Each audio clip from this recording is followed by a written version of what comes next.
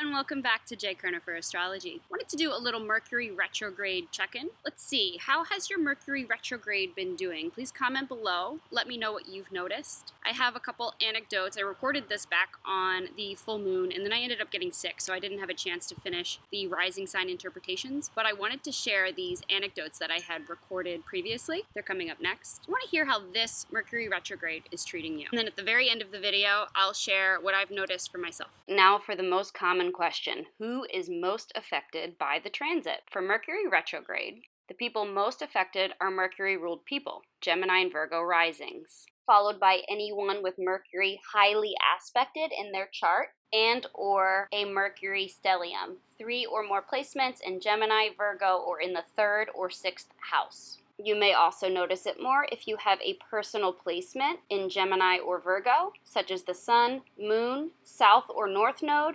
Mercury, Mars, Venus, or even Jupiter.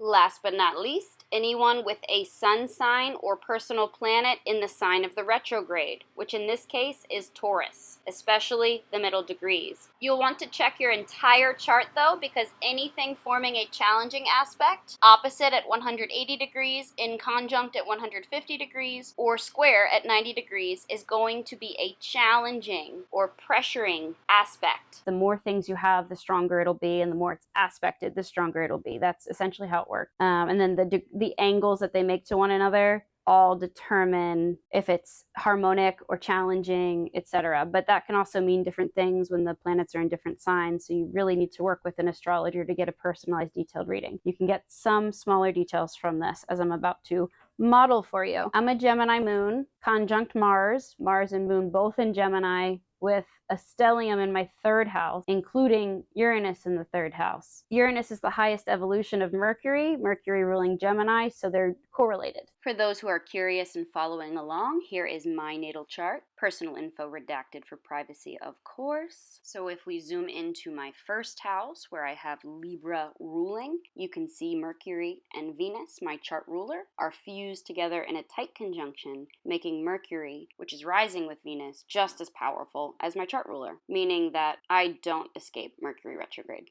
And now for what this Mercury retrograde might be triggering.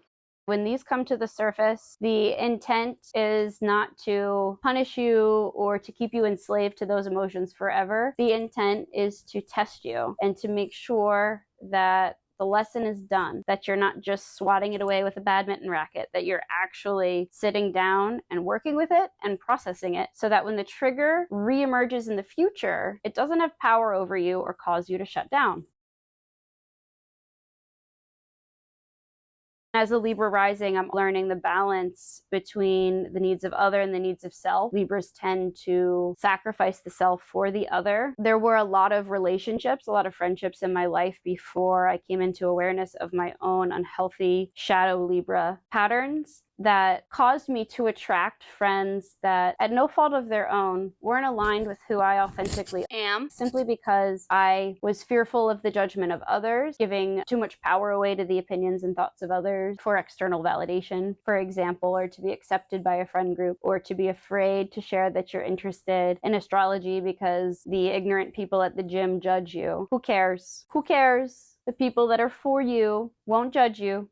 The people that are for you will welcome you with open arms. You're being challenged right now to ensure that your friendships are aligned with authenticity. We're experiencing tests to what we love, value, and invest the most time and energy into, along with our resources. And the work you do to make money, what you do to fill your own cup and build your self-esteem is directly tied to the work that we do. So we may be shedding any external validation on that, any definitions we may have on success and what it means to be successful, especially in a failing economy. It's not mentally beneficial to beat yourself down if you're experiencing losses during a failing economy. It's not your fault. If no one has said that to you so far, if you're struggling with debt, if your business is struggling, it's not your fault. You're not alone in this. But together we'll stand strong and we'll get through it. So with Mercury being in the sign of Taurus, we'll be forced to slow down a bit. Mercury retrogrades are always a great time to slow down, turn inward, to reflect on your communication styles and patterns, habits, Am I listening more than I'm speaking, or 2 ears, 1 mouth? Or am I listening,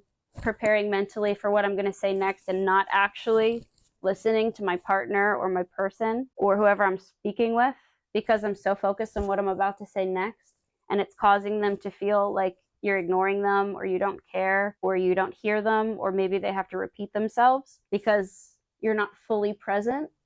Mercury retrogrades are a wonderful time to do something that when I was going to a Buddhist temple in the area, we learned about something called meditative silence. And now obviously, if you're working with people every day, you can't just say, you can't talk, meditative silence. But you can do it within reason. You can meditative silence in your emails. I'm going to consciously read the tone of this email and make sure that Mars answering to the moon the next 2 months doesn't prompt me to send that email before I've checked it for tone. If you haven't already, be sure to check out my Mercury retrograde video here. So the last 2 Mercury retrogrades were pretty interesting for me. The one in the fall was more about like the home appliances. Literally every time my dad and I turned around from fixing one thing, I shouldn't take credit for it. He's the fixer. I just supervise and make sure the things get done. Literally, he would turn around from fixing the garbage disposal and the refrigerator out here was kaput. He would turn around in the kitchen and the microwave just suddenly didn't work. What usually happens for people with strong Gemini energy or influenced by Mercury during a Mercury retrograde, your appliances, your cars, anything that you've been neglecting repair. So the refrigerator that died on us, it wasn't a surprise because it was my father's mother's refrigerator. My father's mother passed away in 2005.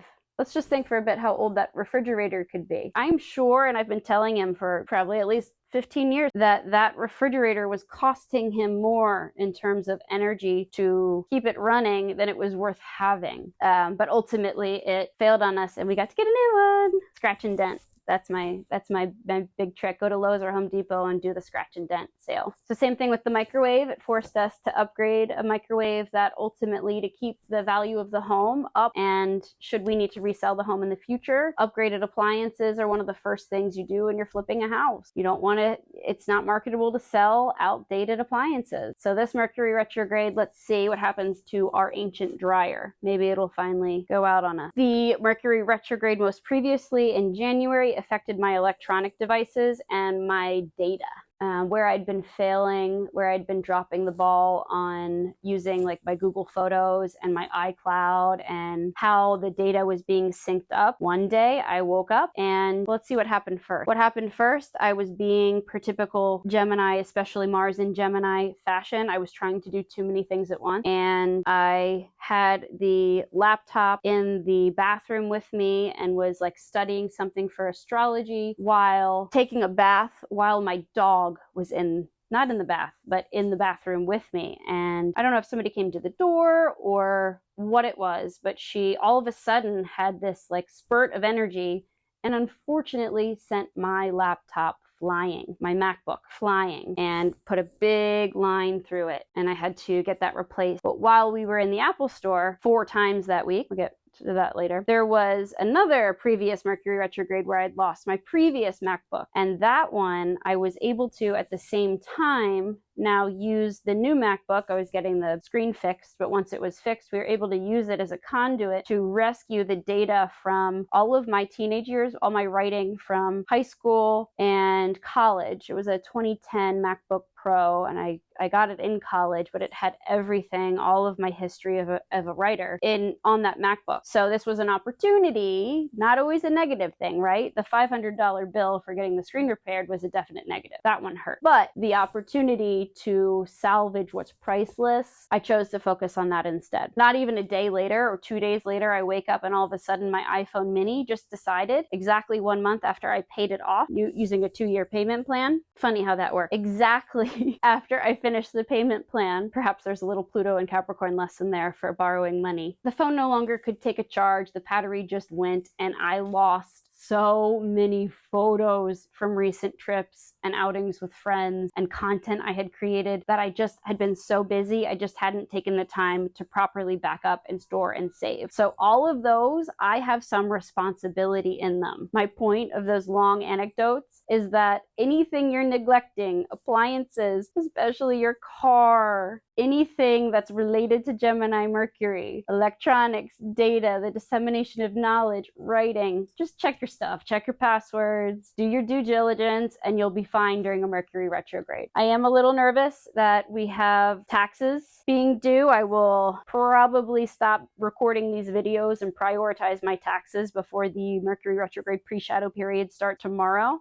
Get it done tonight. You may want to do it as soon as possible. I wish I could have given you a bit more of a warning, but I'm sorry life got in the way. You may want to do it as soon as you can, because the longer we wait, the closer we get to the deadline. And with Mercury retrograde and an eclipse right after the deadline, not even a week later, Taurus season, right, not even a week after taxes are due, I think there will be problems. I think there may be issues, and I think however that connects to you and your taxes, it'll be everyone will experience this. It'll be more challenging than your typical tax year for whatever reason. So immediately following that last note from April 6th, I ended up, as soon as I finished recording that video, I took my temperature and I had a relatively high fever. So I didn't end up doing my taxes that night. But as I rushed to work on them the very next day, that Friday the 7th, the day that Mercury retrograde entered its pre-retrograde shadow period, I definitely rushed through to get it out, and I made a big mistake. And now I will have to do a revision. But it is what it is, right? So far, this Mercury retrograde has been very kind to me. We'll knock on the wood of my clipboard here. I have only had 2 past people reach out. One of them was a very positive interaction, and the other, unfortunately, has not done the work. He has not aligned himself with authenticity, and he has not taken any accountability for his actions in the past. So that was a very negative interaction for me, but I was really glad that it happened because it was a test, right? So how do we respond? And in this case, it's a person who has been messaging me every 3 months. They don't know this, but they reach out every Mercury retrograde.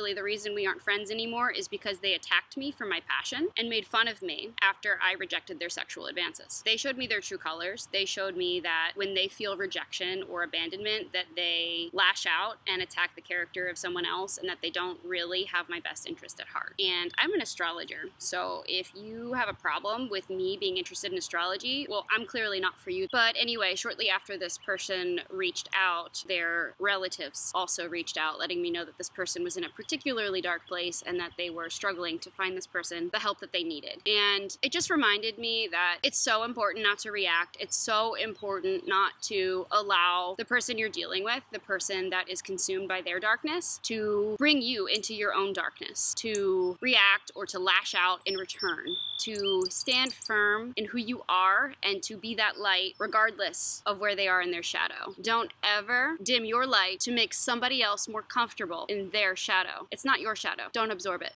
I have been working on my approach to abundance, and I have been shifting some paradigms, some relationships and internal belief systems about money and abundance and about greed, and really how I can attract abundance more effectively, shifting out of that chaser mentality of you have to push all the time, burning the candle at both ends, ultimately burning out, into more of a receptive, trusting the process, trusting that the seeds I've already planted are going to manifest, because when you create something of value, you get value back in return. I can't wait to read the comments and hear how this Mercury retrograde has been treating you. Please make sure that you are subscribed so that you stay updated on the latest astrological news. It would also be very helpful to me. It's a very low cost, zero cost way to support what I'm doing here. I also do personal chart readings. You can email me for more information. I just did a really powerful one for a new client in England who found me via YouTube in this channel, and yes, it's great to get paid to do these charts, but the response, the email I got back after he read part of his analysis, not even the whole thing, that alone could pay me through the end of my days to know that I have helped somebody navigate their own darkness and to get closer to alignment. Thank you for helping me in the work that we're doing here, and thank you for helping me build a beautiful community where we'll rise through these dark times together. Enjoyed this video? Be sure to check out these videos.